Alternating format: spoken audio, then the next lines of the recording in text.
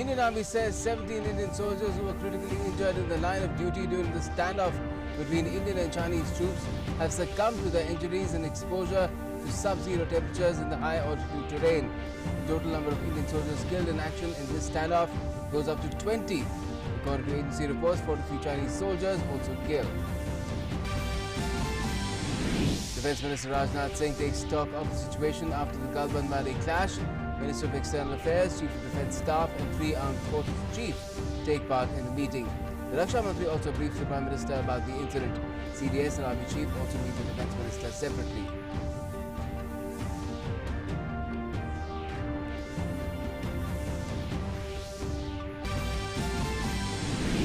Prime Minister engages with Chief Ministers for the 6th time in the COVID era, says the pandemic remained under control in the country due to right decisions at the right time. Recovery rate goes beyond 50%. The country gave superlative example of cooperative federalism. Wednesday will see day 2 of the exchange.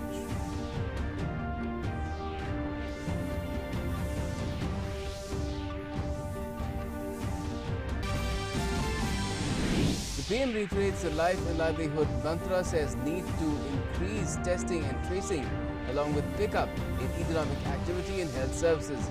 Lays stress on wearing masks and social distancing, says even little carelessness will weaken our war against COVID.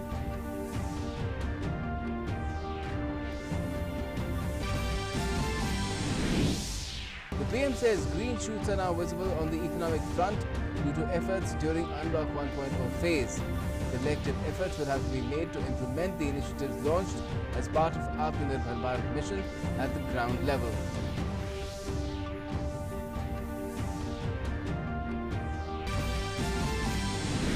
Security forces gunned down 3 terrorists in an encounter in Jammu and Kashmir, Shopian. Pakistan violates the ceasefire once again in Kupwara.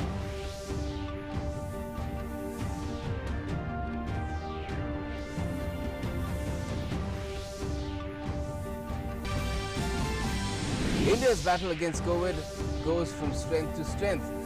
Recovery rate climbs to 52.46%. 1.8 lakh patients have recovered so far. 1.153 lakh active cases in the country currently.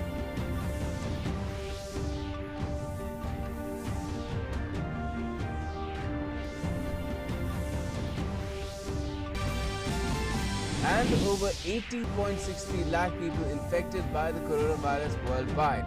The number of fatalities crossed the 4.37 lakh mark.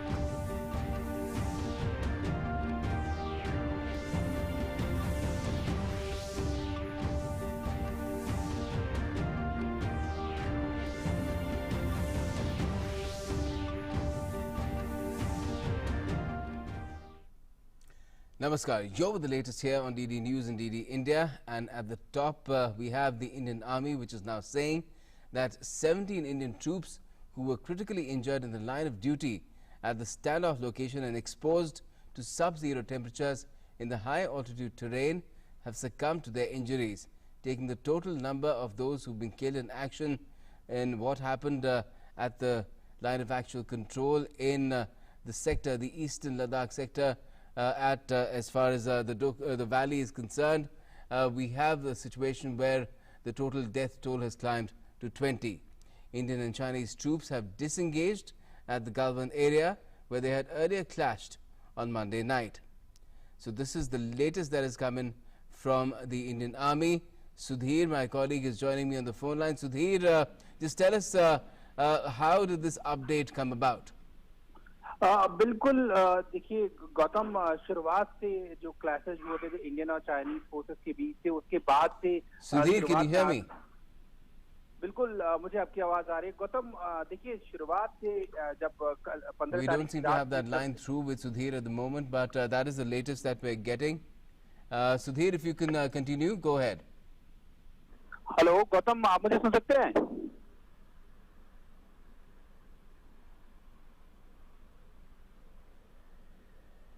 Gautam, can you hear me?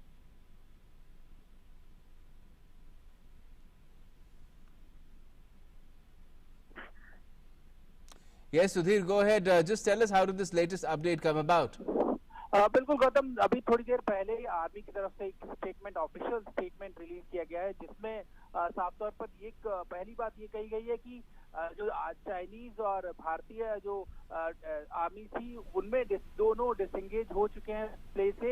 लेकिन खास बात, उससे भी ज्यादा जरूरी चीज ये कही गई है कि जो 17 और जो जवान थे जो इस फेस ऑफ में क्रिटिकली इंजर्ड हुए थे और सब जीरो टेम्परेचर से उनका एक्सपोज हुए थे, तो वो बाद में जब हॉस्पिटल पहुंचे तो वो अपनी इंजरीज को रिकवर कर सके, और इसकी वजह से वो उनकी इसमें मौत हो गई। तो जो टोटल टैली है वो अब मिलाकर जो टोटल नंबर्स ऑफ द जो जवान है इस घटना में जिनकी शहादत हुई है वो मिलाकर अब 20 हो चुके हैं। हालांकि एक चीज और है, चाइनीज साइड से, पीएलए की साइड से जो पहले भी कहा गया था कि कुछ कैजुअलिटीज हुई है, लेकिन उनका नंबर अभी तक नहीं दिया गया है।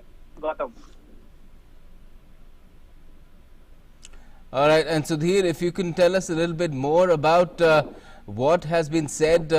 The MEA has also completely squarely blamed the Chinese side. In fact, Amrit Pal, my colleague, is also joining me.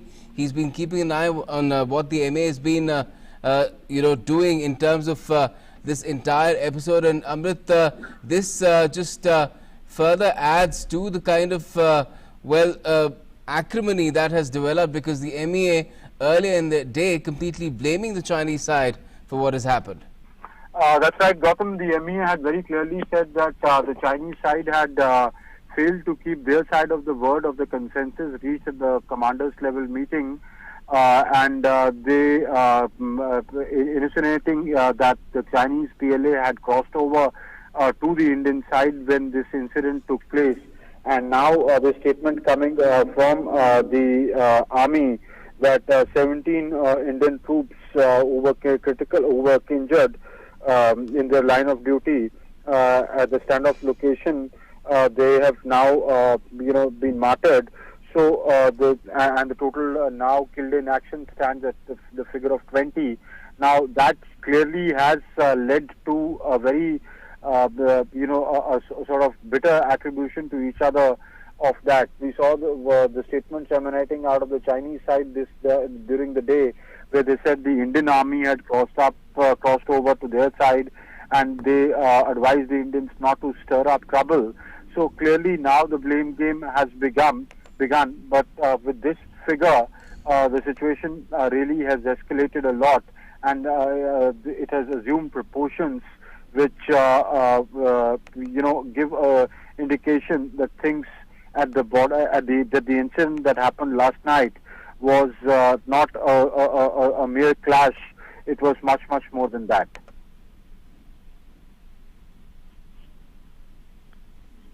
Hello. And Amrit, in terms of how things have been developing, where does this leave the entire? Because now the army has issued a statement saying that the two armies have disengaged in that particular sector in eastern Ladakh, but the entire process then needs to perhaps be re-examined. Yes, the army statement says that they've disengaged in the Galwan area, where they had earlier clashed on the night of 15th and 16th June. That's yesterday. So that means that what the army perhaps wishes to say is that the Chinese side has gone back, and even the Indians they have retreated back to a position which was agreed at the commanders level meeting. But it was unfortunate that before this disengagement happened, this violent clash took place, in which such a high number of casualties have resulted. It has resulted in such a high number of casualties. We don't know what the number on the other side is. But the Indian Army in the same statement says that the Indian Army is firmly committed to protect the territorial integrity and sovereignty of the nation. And this is what the Army's, the Ministry of External Affairs statement also says. So clearly the underlying message is that if the Chinese troops or the PLA tries to, affect anything on the Indian side of the LAC, then the Indian Army would take retributive action or would retaliate and would not take it lying down. So clearly there is a firm message in that, but they've also, if you look at both the statements, they've also tried not to escalate the situation from where it is right now. we'll have to see. I mean, the statements are, in that sense, factual and conciliatory. They're not trying to escalate the matter or being unduly aggressive. But yes, the message is very clear that transgression from the other side will not be brooked. Harshpreet Pant of the Observer Research Foundation, well-known strategic affairs expert. Harsh, what do you make of the scenario where now we're saying that the armies have disengaged, but this is after a massive clash that is taking place in that Eastern Ladakh region in the Galwan Valley, where India has lost 20 braves. We don't know about the numbers on the Chinese side, but this is clearly something that one never conceived would happen because of these incursions that have been taking place year after year. Yeah, I think this is quite dramatic. Just in a matter of a few hours, we have seen the numbers escalate from being 3 to 20. It's a huge number. It's going to have a major resonance across the country. And this is the first time in decades that we are witnessing such turbulence on the LAC. And clearly, I think the intent seems to be quite sinister because, Chinese, the kind of statement that has come from the Chinese Foreign Ministry is quite revealing where they are, they seem to be arguing that India is the aggressor, where clearly everything points out to the fact that they were the aggressor on the Indian side of the LAC, and India pushed them back, and Indian soldiers paid back in kind, it seems, but we don't really know the numbers. But I think the larger, it vitiates the larger climate. We were, there was a sense that perhaps after the senior level military engagement that happened a few days back, we are looking at a series of steps which will lead to a broader disengagement. But instead of that, what we have seen and is an escalation at the local level, which is going from bad to worse. So clearly, I think the task is cut out at the diplomatic level to see what how India responds, but also in the sense of how the onus is now on the Chinese side to de-escalate, because India can only do so much. India is a democratic country. People will have a right to question the government. People will ask serious questions of the government.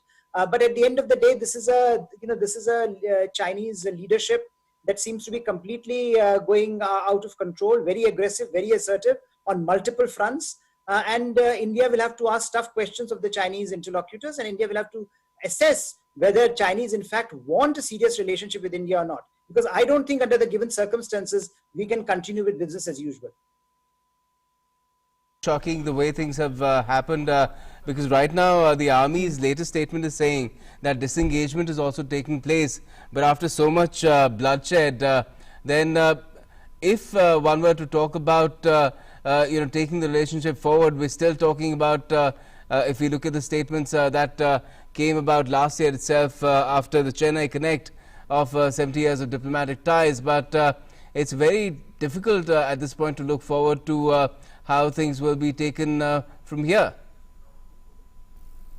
Absolutely, and I don't know in which world the Chinese are living in if they think that this kind of loss of lives would not have an impact on the wider relationship, will not have an impact on the trajectory of the relationship. I think they are really living in some la-la land which they need to come down from.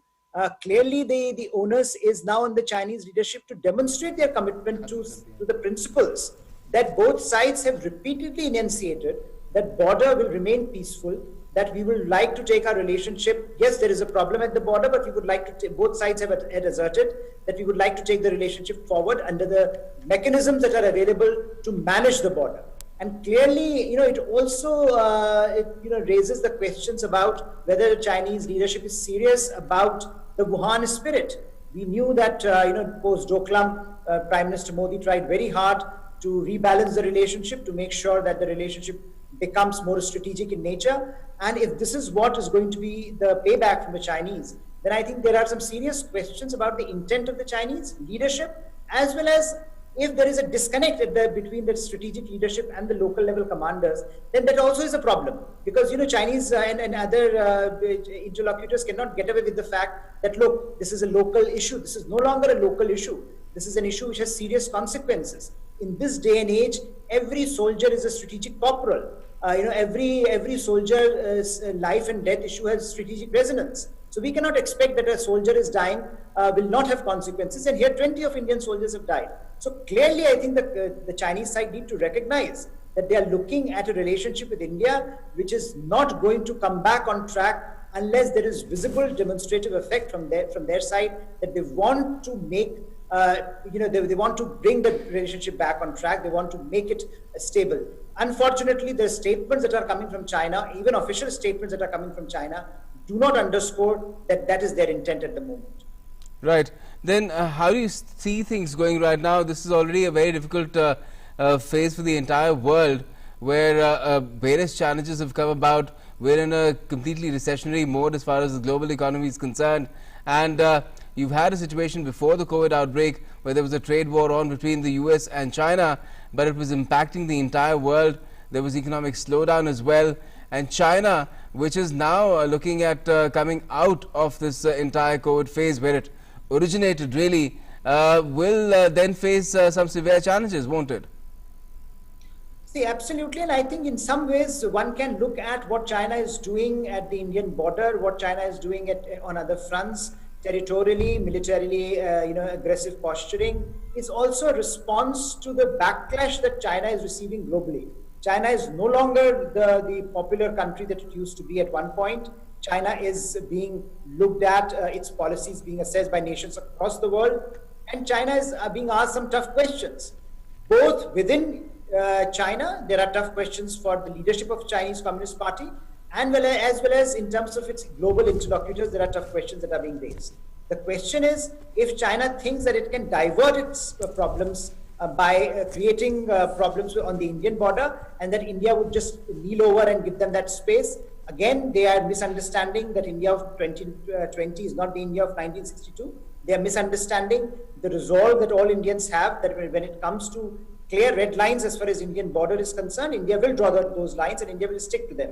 So, we may be, China may be more powerful country in the dyad, but that doesn't mean that China has a carte blanche when it comes to its policies vis-a-vis India. And I think there is some amount of insecurity that Chinese leadership is facing domestically that is being reflected in its aggressive posturing on the border. But that is for Chinese leadership to decide whether, how far they want to take that. For India and for Indians, that cannot be a consolation that because Chinese are facing problems globally, therefore they are diverting attention elsewhere. That India will have to be prepared for the worst, because this is a difficult time, as you pointed out, for India, for the world, where Indian efforts, where the global efforts should be actually focused on how to revive the economy, how to make sure that health concerns are addressed of ordinary citizens, not in some warmongering that China seems to have a particular fancy for. So I think there are troubles for China, which China is trying to project on other countries. But India will have to be prepared, because this means that other countries too are also grappling with these challenges. And the world is a very fractious place at the moment. It's very fragmented. So India may not get the kind of global support that it might expect from global fraternity. So India will have to shape the narrative, and India will have to fight its own battles. Right. In the neighborhood itself, Harsh Pant, not just with China, with other nations, we've seen with Pakistan, every day, practically every day, we're seeing our security forces gunning down terrorists, ceasefire violations of Pakistan's end. Nepal has also taken a different turn of late. Where do you see this entire situation in the neighborhood going? I think broadly, it's a serious situation as far as the boundary, various boundary issues are concerned, because clearly there is some kind of coordination going on. Of course, Pakistan and China, we know that they are all the friends, that the kind of relationship they have, where they are coordinating their military postures vis-a-vis India. That's an old story, but it has grown. The relationship has grown manifold over the last few decades. We also know that Chinese investments in CPEC, Chinese commitment to Pakistan on various issues, even pertaining to Kashmir, I think are also one of the reasons why the Ladakh episode has become what it is. And we also know that Pakistan and China continue to work on a number of projects which are not favorably disposed to India. But I think what is, of course, as you point out, troubling is that even countries like Nepal seem to be, buying into the Chinese narrative. Of course, the Chinese role in Nepalese domestic politics at this point is quite significant, and they are willing to shape that, willing to use that. And the ordinary Nepalese seem to be buying into that narrative for the time being. We'll see how far that goes. But clearly for India, that poses a problem, because India wants a stable neighborhood. India wants a neighborhood that is devoid of conflicts and that is related, that is working towards developmental priorities. But China, of course, has other interests in mind. Now, whether those interests are compatible with the developmental priorities of Nepal and countries, even countries like Pakistan, that's for those countries to decide. But for India, the issue is, if we are seeing our army chief, for example, question whether Nepal was acting at the behest of a third party, and I think that consideration, that challenge, many in India feel, and many in India would also question how far we can, when we say with countries like Nepal, we have an old relationship, roti beti ka relationship, then how far that relationship holds in times of such distress, when India is fighting with, almost coming to blows with China, and you find Nepal, which is towing the Chinese line. I think this will have consequences for India-Nepal relations. With where Kathmandu should understand that, and Kathmandu should also realize that its role in whatever it does today will have grave consequences for the longer-term trajectory of this relationship.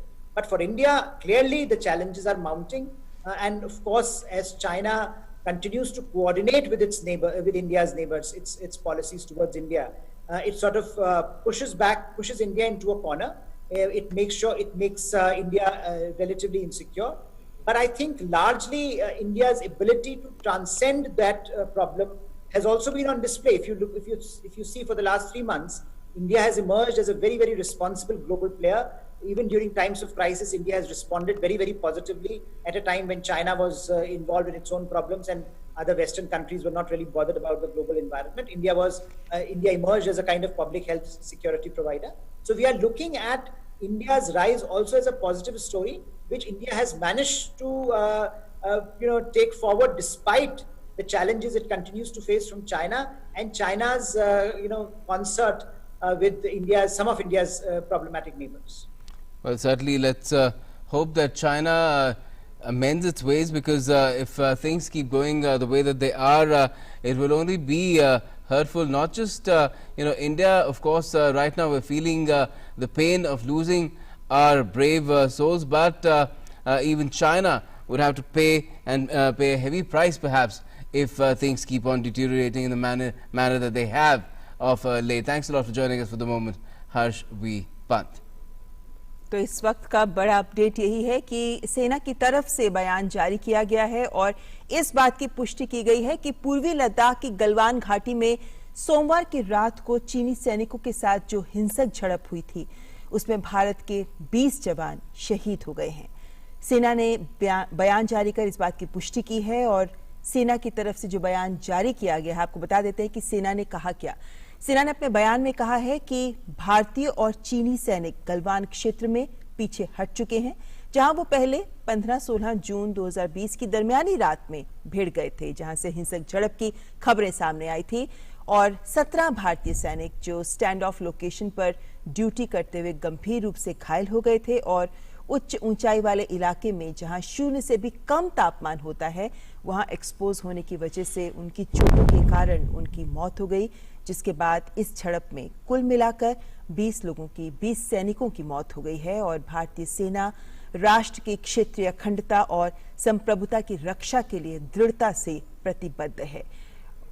और वहीं एजेंसियों और सूत्रों के अनुसार ये भी खबर आ रही है कि सीमा पर जो ये हिंसक झड़प हुई है चीन और भारत के सैनिकों के बीच, इसमें चीन के 43 सैनिकों की या तो मौत हुई है या फिर वो गंभीर रूप से घायल हुए हैं। तो ये इस वक्त का अपडेट कि भारतीय सेना के 20 जवान अपनी चोटों की वजह से और मौसम की वजह से, जहां 0 से कम तापमान है, इस स्टैंड ऑफ लोकेशन में कुल मिलाकर जो सेना की तरफ से कहा गया है कि 20 लोगों की मौत हुई है, हमारे 20 सैनिकों की मौत हुई है। इस वक्त हमारे साथ विष्णु प्रकाश जी, पूर्व राजनयिक, जुड़ गए हैं। विष्णु जी, ये जो खबर अब आ रही है कि 20 सैनिक हमारे उनकी मौत हुई है। ऐसे में विष्णु प्रकाश जी, अब इस पूरी घटना को आप कैसे देखते हैं, खासकर तब जबकि हम जानते हैं कि भारत और चीन के सैनिक इन क्षेत्रों में बहुत बार लाइन ऑफ एक्चुअल कंट्रोल में आमने सामने तो आते हैं, लेकिन इस तरह की हिंसक झड़प जहां दोनों ओर के सैनिकों को चोटें भी लगी हों, इस तरह की झड़प की खबर सामने आना, इस हालात का आप आकलन कैसे करते हैं?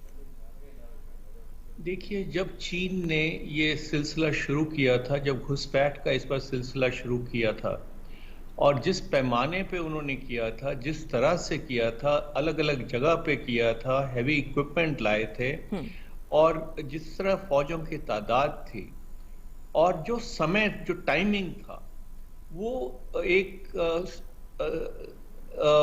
ओमिनस था, एक तरह से बड़ा गंभीर था, क्योंकि ये समय जबकि विश्व कोरोना वायरस से भी युद्ध कर रहा है, इस वक्त कोई भी देश एक दूसरे पर ये ऐसा कार्रवाई शुरू करे, ये नॉर्मल नहीं है, साधारण नहीं है। तो उस वक्त ही माथा ठनका था, क्योंकि कभी भी इस स्तर पे घुसपैठ नहीं हुई है।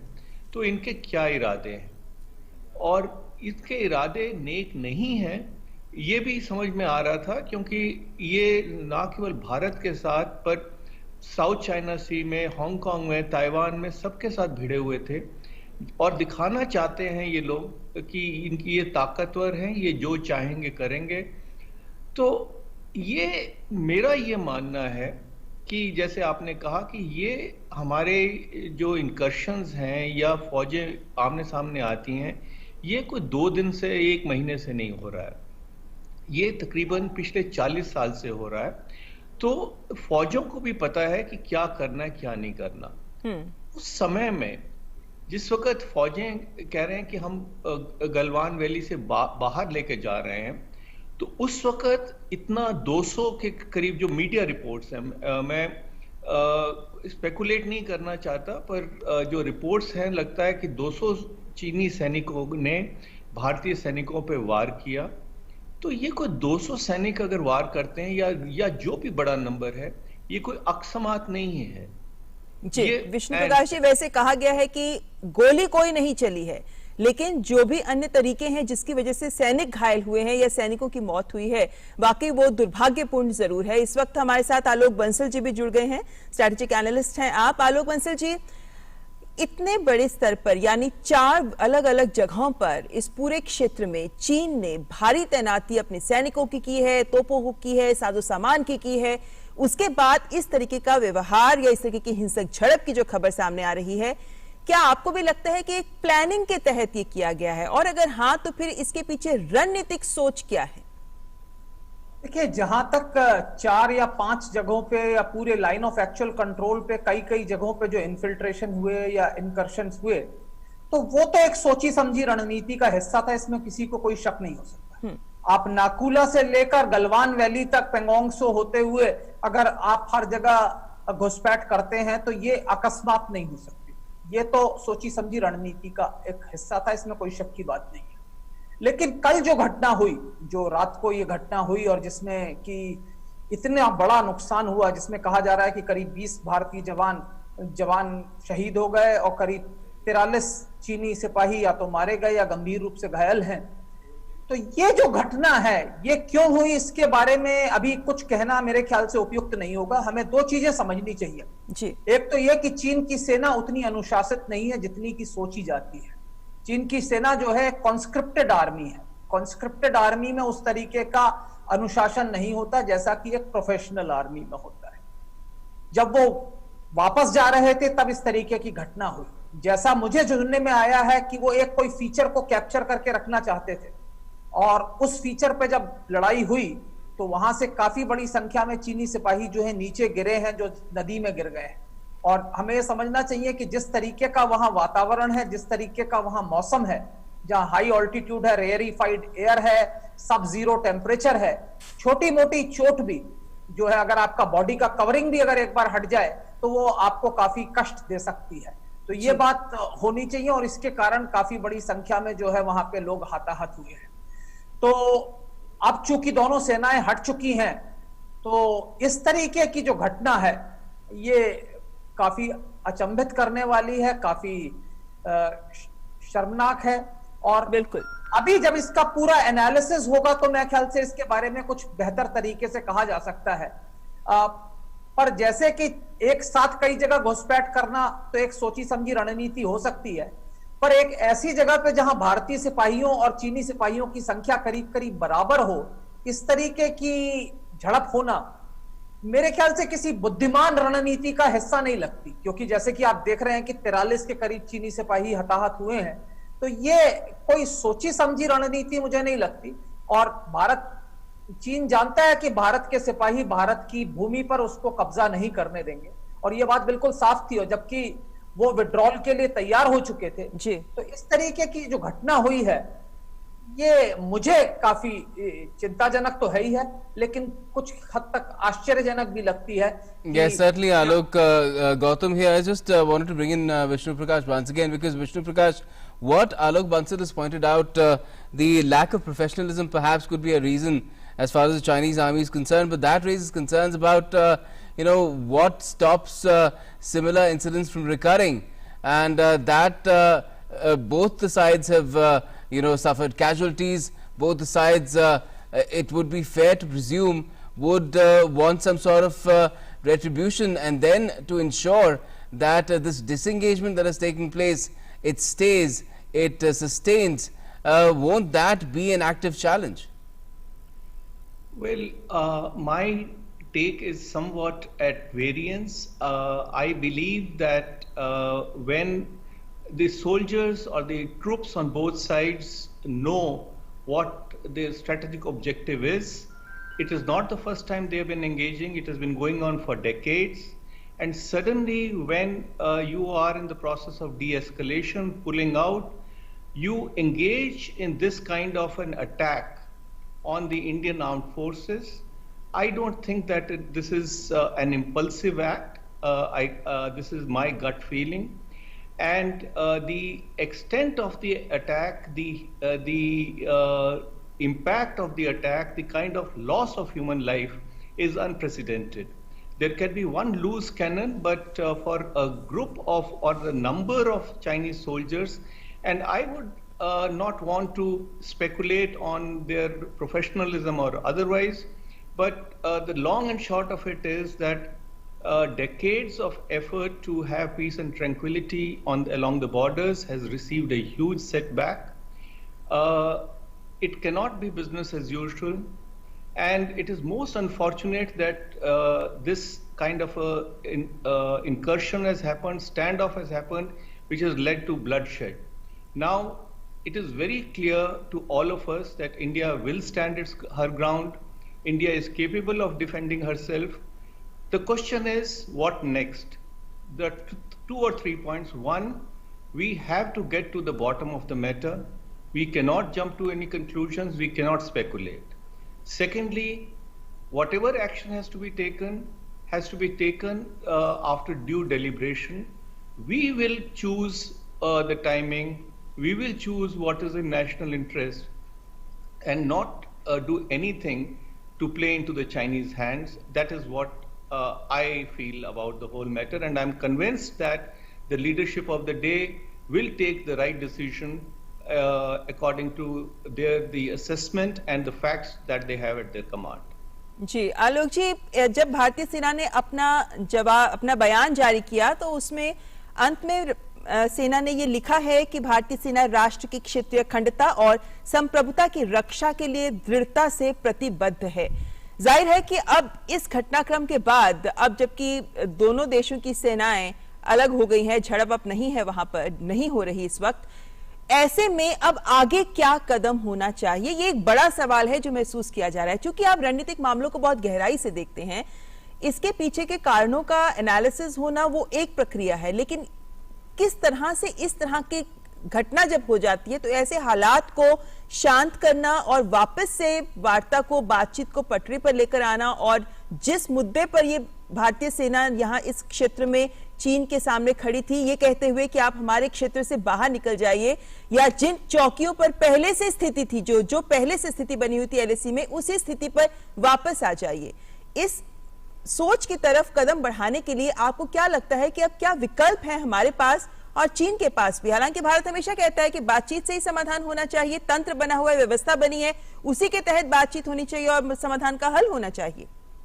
देखिए, बातचीत तो होनी चाहिए, लेकिन बातचीत पोजीशन ऑफ स्ट्रेंथ से होनी चाहिए। और ये अच्छी बात है कि चीन जो है अब वापस उस जगह से चला गया है, क्योंकि चीन की ये चेष्टा रहती है कि वो जगह जगह घुसपैठ करे और जहां पे उसको काउंटर ना किया जाए वहां पे बैठ जाए। तो ये तो हमने कर दिया। दूसरी चीज है, जो वहां पे इंफ्रास्ट्रक्चर बढ़ रहा है उसके ऊपर चीन को कुछ प्रतिक्रिया है, कुछ ट्रस्ट है। हम सड़क बना रहे हैं जो ऑल वेदर रोड है।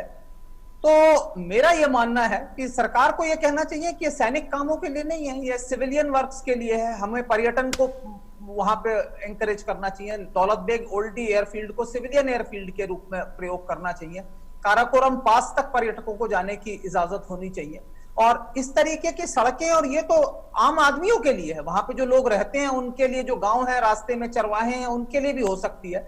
और इस तरीके का जो इंफ्रास्ट्रक्चर बन रहा है उसको हमें सुदृढ़ करना है, इसमें कोई शक की बात नहीं है। और अपनी जो विजिल है उसको किसी भी तरीके से कम नहीं करनी, क्योंकि चीन ने दिखा दिया कि जहां पे भी हमने थोड़ी वो दिखाई, वो मौके की तलाश में है और वो घुस जाएगा।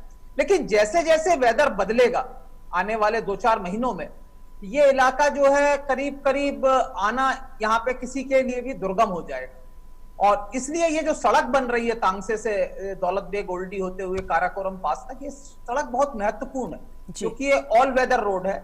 और इसके रहते हुए हमारी जो चौक चौबंदी रहेगी वो ज्यादा बेहतर रहेगी उस इलाके में, और हम इस स्थिति में नहीं है।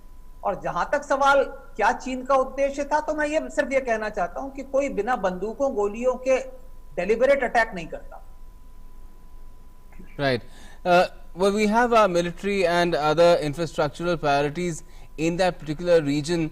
That's in one place, Vishnu Prakash. But as you said, that there will be a response only that the government of the day will choose the time, place and nature of that response. Now, apart from these military responses, which other spheres do you think would we be able to give an effective message to China that this is just not done?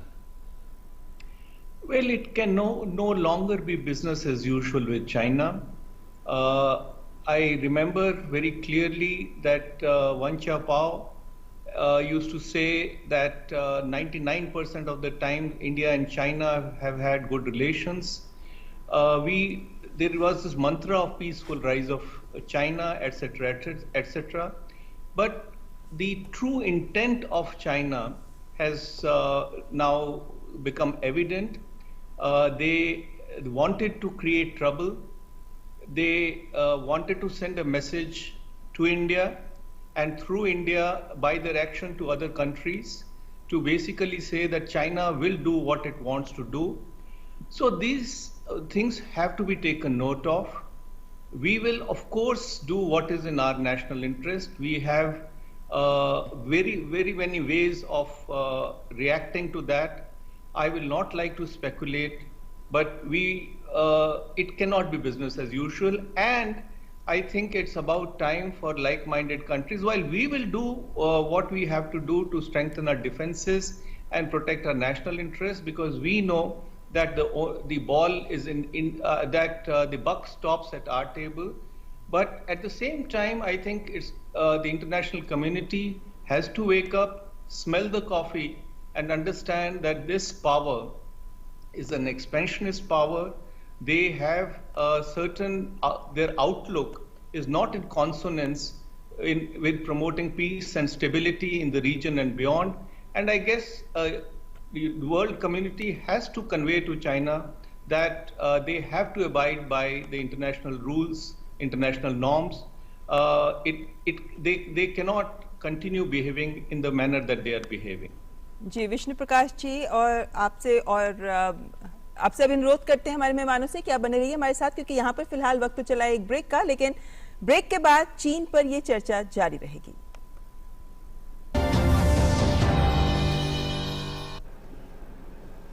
योग जीवन जीने का नियम और संयम है, लेकिन योग हमें बांधता नहीं है, बल्कि हमें मुक्त करता है, ताकि हम विश्व के सभी प्राणियों को प्रेम और शांति के भाव से देख सकें।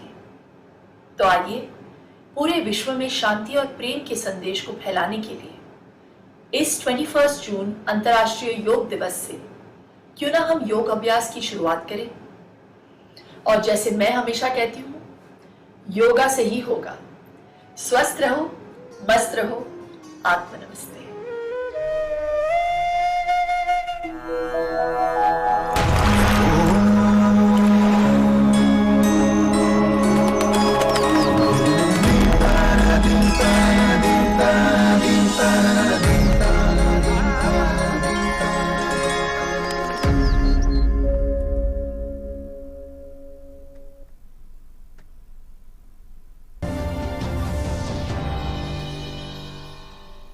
और ब्रेक के बाद एक बार फिर आपका स्वागत। हम फिलहाल चर्चा कर रहे हैं भारत और चीन के बीच पूर्वी लद्दाख में जो झड़प हुई, हिंसक झड़प हुई, उसके बाद जो हालात उत्पन्न है उन्हीं पर। और हमारे साथ जुड़े हुए हैं आलोक बंसल जी, स्ट्रैटेजिक एनालिस्ट, और हमारे साथ विष्णु प्रकाश जी भी इस वक्त जुड़े हुए हैं। आलोक जी, अगर आप हमारे साथ जुड़े हुए हैं तो आपसे बात जानना चाहेंगे कि जिस तरीके से हम जानते हैं कि कोरोना के चलते पूरे विश्व में देशों की एक दूसरे के साथ इक्वेशंस बदल रही हैं, ऐसे में ये बात महसूस की जा रही है कि ऐसे में जबकि हमको एक दूसरे के साथ खड़ा होना चाहिए, सारा विश्व एकजुट होकर कोरोना के खिलाफ लड़ाई में साथ आए, चीन एक ऐसी तस्वीर पेश कर रहा है कि वो विभिन्न देशों के साथ, दक्षिण चीन, साउथ चाइना सी की बात करें हम, चाहे हम हांगकांग की बात करें, ऐसे तमाम उदाहरण, और भारत की भी बात, लेकिन चीन कहीं ना कहीं ये दिखाने की कोशिश कर रहा है कि वही सबसे महत्वपूर्ण है, या वो जो सोच रहा है वो करके दिखाएगा। मौजूदा विश्व की बदलती इक्वेशंस के बीच आप चीन के इस रुख को कैसे एनालाइज करते हैं?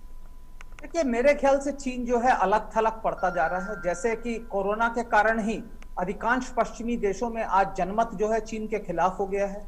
ऑस्ट्रेलिया ने कहा है चीन को पारदर्शिता दिखानी चाहिए, जापान की कंपनियां चीन से बाहर निकल रही हैं, हांगकांग में प्रदर्शन हो रहे हैं, दक्षिण चीन सागर के मुद्दे पर विश्व का अधिकांश राष्ट्र जो है चीन के खिलाफ हो रहे हैं, और कई राष्ट्रों में चीन के प्रोडक्ट्स के खिलाफ एक जो प्रदर्शन हो रहा है। साथ ही साथ चीन के अंदर अंदरूनी जो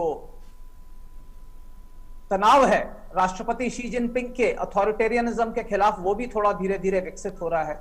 और इन सब चीजों से ध्यान बटाने के लिए हर राष्ट्र का एक सबसे प्रथम मुद्दा होता है कि किसी बाहरी मुद्दे को उठाया जाए, राष्ट्रवाद को का नारा लिया जाए, और वही शायद शी जिनपिंग करने की कोशिश कर रहे हैं इन सब चीजों के द्वारा। यहाँ पे राष्ट्रीयता की भावना लाके अपने खिलाफ जो विरोध के स्वर उठ रहे हैं उनको दबाने की चेष्टा की जा रही है। और जिस तरीके से चीन ये सब हरकतें कर रहा है, मुझे लगता है आने वाले समय में चीन बिल्कुल अलग थलग पड़ जाएगा, और इसके कारण चीन के जो एम्बिशियस प्रोजेक्ट्स हैं जैसे बेल्ट एंड रोड इनिशिएटिव वगैरह, ये सब फ्लॉप हो सकते हैं। तो चीन को इसके बारे में सावधान होना चाहिए, और मेरे ख्याल से चीन की जो हुकूमत है उसको भी ये बात रियलाइज करनी चाहिए कि वो भारत के साथ दुश्मनी लेना उसके लिए बहुत महंगा पड़ सकता है, क्योंकि चीन का प्रथम उद्देश्य भारत के साथ यह है कि भारत जो है अन्य देशों के साथ मिलकर चीन विरोधी संगठन ना खड़ा करते। तो चीन की जो अभी तक जो मंशा रही है भारत के संदर्भ में, वो ये रही है कि भारत जो है पश्चिमी देशों के साथ जुड़ का एक एलाई ना बन जाए। तो if that has been the case, then China would like to prevent us going the whole hog. And the way China is behaving is one sure shot way of pushing India into an alliance with US and other countries against China. So I think it is not in China's interest. What China is doing is actually catastrophic and could lead to its own demise or its own serious harm to its own interests. Well, certainly I'm not sure if China realizes that.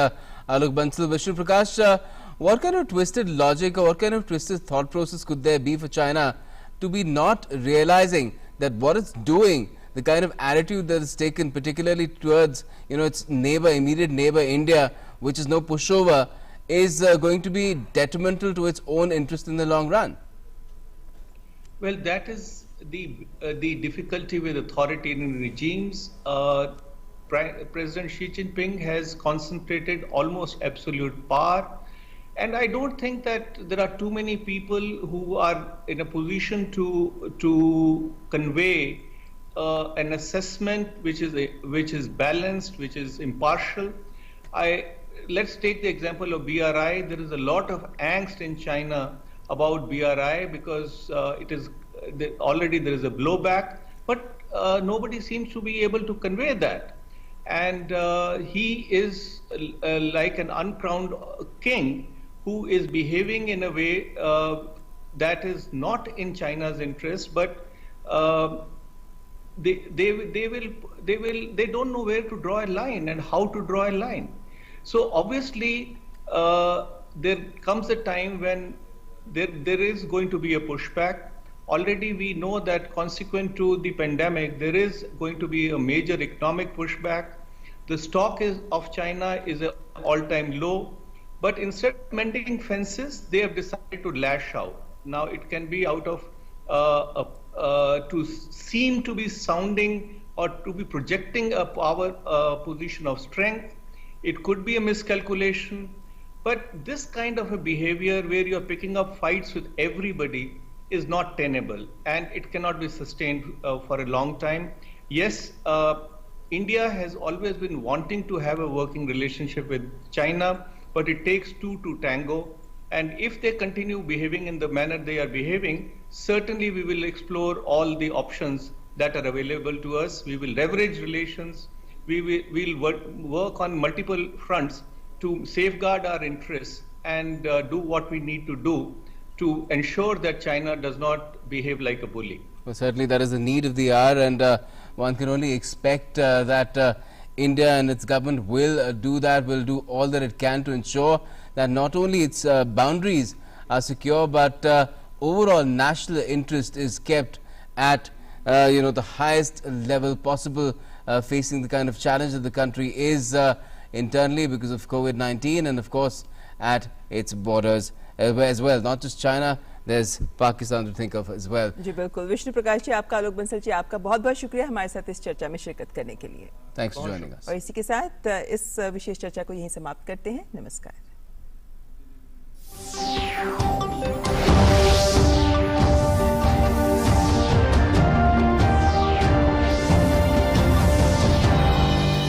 Let's go practice. अरे रुक यार, मेरे bank account में गलत